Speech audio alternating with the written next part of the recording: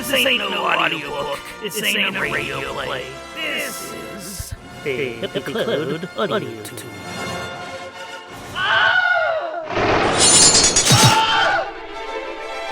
It's that time again for the Further Adventures of the Road, Return of the Miggins, brought to you by Happy Cloud Media and Chrome Toothpaste. Chapter 28, Bremmel, but on the ground now. Bremmel, in northernmost Gilver, was, at best, neutral territory during both Cornelian Wars, thanks mainly to the treacherous crystalline mountain ranges lining its borders. The primary passage across the border was narrow and easily defended, and the reflective geometry could cause hallucinations and madness, or, at the very least, dyspepsia. During the first, the Bremmelians offered asylum to those fleeing King Marinek's crazed actions. During the second, Bremmel was an official resistance shelter, refusing arms or assistance but offering refuge and safety, for the Bremmelians felt themselves above all that alpha male nonsense. For decaflenes, Bremmel was the epicenter of art and culture for Gilver, the seat of many renaissances, enlightenments, and blue periods, not to mention architectural innovations and improved bubblegum recipes. Bremmel was the chosen home for alchemists and artists, musicians and Morris dancers, scientists, acrobats, ventriloquists, and chiropodists. A socio-anarcho-democratic collective, the town's council operated with a biannual rotating board of overseers who addressed citizens' concerns on a tri-monthly basis, with emergency sessions held as needed. Members contacted by Palantir Tree. Marge usually took care of all that.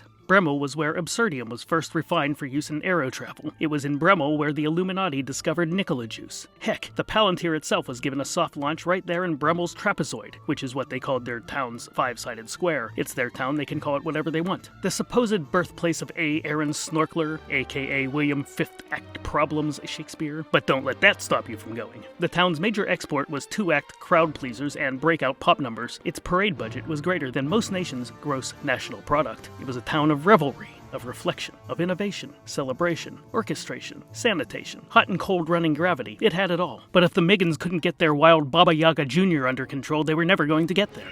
While it had no trouble traversing the steep mountains to reach the ground, with a limited menu and seating, the brash young restaurant would need some time to find its bearings and proper shift management. For the moment, it skipped and leapt this way and that, with great hops on legs the height of grain silos. "Here we go!" shouted the Gax from the kitchen, manning both the grill and the drive-up window. "Almost got it, boss!" He tallied the chip order, found a discrepancy in inventory. The restaurant shot straight up in the air and came back down again. Fortunately, he'd managed to secure the hoods on the grease fryers. Within its spare dining room, the rest of the Miggins slid and slammed and crashed all over the place. Napkins and cutlery were everywhere. Rune extricated himself from beneath the self-service trash can. Sitting cross-legged in midair, immune to the lurching, the crashing, the cutlery, the napkins, the inertia, Cersei was serene and upright in her magical gyroscopic bubble of swirling purple mist. "You said you'd teach me how to do that forever ago," complained Scarlet, sprawled across the table. Cersei tossed her hair. "It's not something that can be taught." "Demigod," "Conscientious objector." Cersei, despite her magic bubble, still flinched at the empty soda cup Scarlet threw at her. Dusty, to both his pride and shame, caught a glimpse of his wife's chainmail brassiere revealed in her disarray, and was so momentarily distracted he rolled off the counter. Oof! Then everyone but Cersei slid to the right and screamed. "Almost!" screamed the Gax. "Just a little bit! Whoops! Oh, no, wait, no, whoa! Can I take your order?" And the Baba Yaga Jr., having yet to serve its first customer, skidded to a halt and settled down in the dust. Rune unburied himself from beneath a small mountain of ketchup packets. "What happened?" "Say, boss," said the Gax, peeking through the service window, wearing a paper hat to further soothe the restaurant. "Was there a city, right next to Flameswallow?" "Not the last time I was here." The rest of the Miggins got to their feet. At least the new restaurant had clean floors. "What are you talking about?"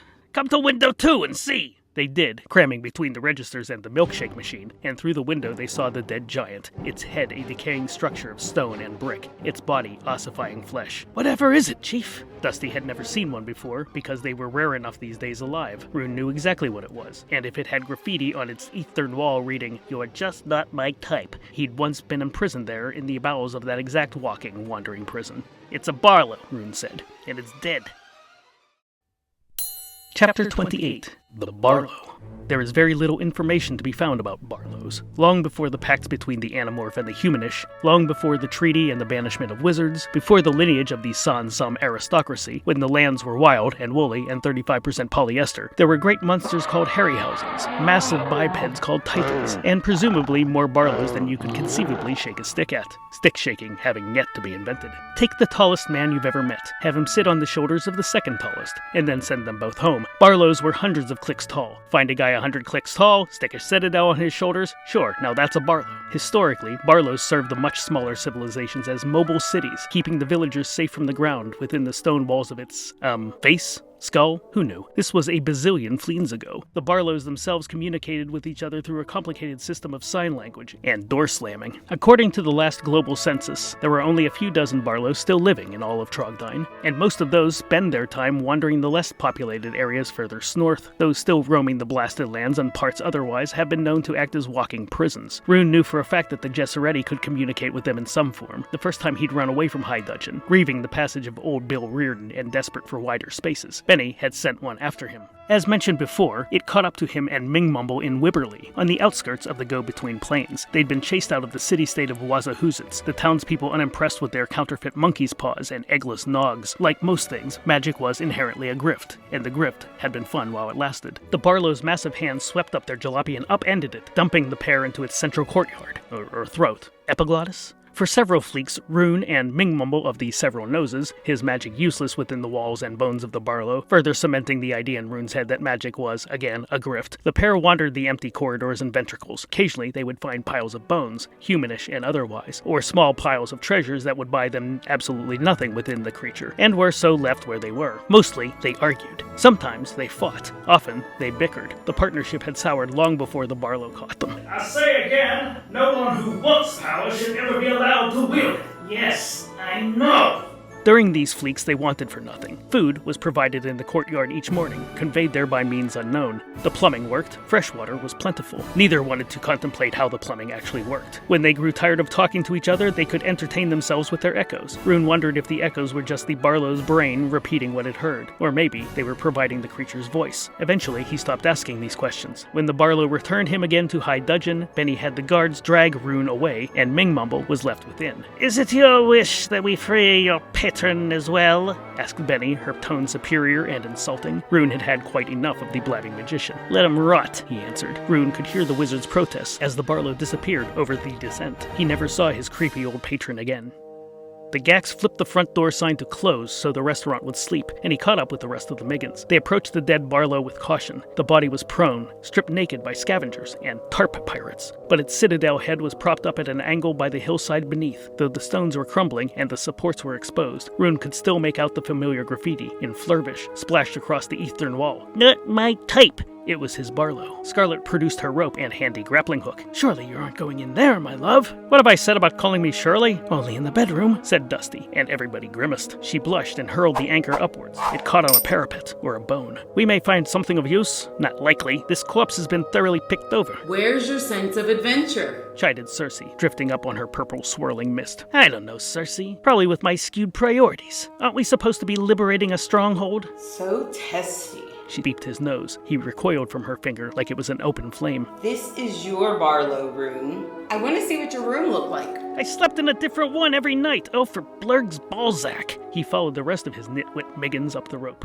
Decaying and leaning drastically to the left, sloping floors as unstable as the walls, Rune could still recognize the Barlow as the very same feudal creature that had served as his prison. First Dismaydana, and now this Barlow, Rune was weary of this forced death march down memory lane. The Miggins made their way along a wall, careful to avoid the window holes at their feet, and plummeting to the Barlow's fossilized shoulders. Here and there they found odd piles of yucks and ballyhoos, enough for a few rounds in the average Flameswallow tavern, adjusting for inflation, but little else. Sliding along the curving passage, Rune came upon a familiar room. The door needed some coaxing and stomping, but he was able to drop down easily enough. The walls were covered with odd equations, snatches of poetry, a few dirty jokes, all in Mingmumble's distinct alphabet. The bed was in shambles, the mattress rotted to the ticking. There was no other furniture. Hanging on a shard of brick was a long green cloak, threadbare, shot through with holes, but with the tattered filigree belonging to the wizard. No evidence to suggest he died, said Cersei, laying her cool hand on his shoulder and startling the snee out of him. He shrugged her off. Get out of my mind, please. I get enough of that from the blurting narrator. He did not say out loud. Still, Cersei withdrew her hand,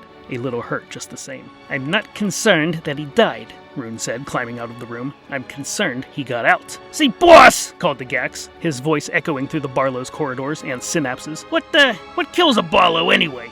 Overpopulation, Rune answered. Disease, lack of vitamin D in the grout. Sneeze should I know. I think I found another cause, said Scarlet. The Miggins hurried to gather. She had her sword out, poking at a pile of something fleshy, something pink and nasty. They're Redcaps, she said, holding the dripping remains of one at the end of her sword. Redcaps, said Dusty with a gasp. In this day and age? St. Hubbins Sandshoes! With a grimace, Scarlet shook the disgusting mess to the floor, or rather the wall. The yuck seemed to walk a little as the ooze settled. Could Redcaps kill a whole Barlow? Get enough of the blurgers, and Redcaps can kill anything. A brief history of Redcaps. Prior to the First Cornelian War, there was a popular song about Redcaps, often sung by suave and effeminate men in tuxedos, drinking martinis around pianos.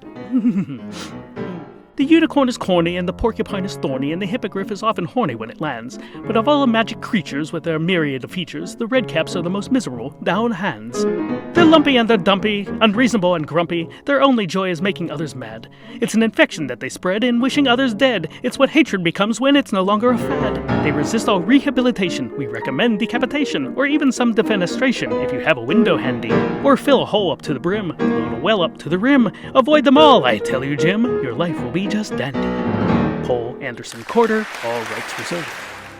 Like all creatures born prior to the invention of civilization, Redcaps were originally tied to the elements. Wind, water, fire, trog, in harmony with the world. Fungal-based, slime-white, with distinctive parasol-shaped caps upon their heads, the Redcaps stayed mostly in the darker and mushier bits of the world. Forests, caves, swamps, etc. The etc. was particularly enticing. Territorial, they grew hostile towards outside life forms, be they predator, prey, or merely news from neighboring lands. With only their own points of view, they grew tribal, discontented. The later generations entitled and selfish. Deemed to be of low intelligence, the Redcaps were underestimated by the scholars and pundits of the growing city-states. Aggressive even towards each other, the Redcaps were thought to be impossible to organize and thus were politically and socially irrelevant. It was the Second Cornelian War that disabused the world of that notion. Cygnus' cadre of necromancers needed no magic to influence the Redcaps. All they had to do was feed the natural paranoia, tribalism, and aggression. Immune to reason, the Redcaps heard only tone. The angrier one sounded, the more violently they responded. From the dank undersides of the underworld, Cygnus harvested these creatures, nurtured them, and then unleashed them upon Gilver. By some outrageous turn of the screw, some average citizens began to see validity in the points of view of these fungal agitators, these fifth Gollumnists. It didn't take too long for isolated citizens to warm to the idea of global conquest. It spread quickly and manifested physically. Once one willingly accepted a Redcap's reasoning, one's skull broke out in the same spotted and crimson hues of its fungal agitator. Humanish, anamorph, otherwise, the Redcap virus affected all. All, at least, that were willing to accept it. Physicians couldn't explain it, nor could psychiatrists. Chiropodists were not consulted, and that could have been a mistake. Cygnus' war machines, his destruction of bridges and treaties, the sky skirmishes, the Battle of Blackadder Bay, none of it compared to his propaganda engines. Rune would rather fight against the giantess Harryhausen than a single group of Redcaps, and by group,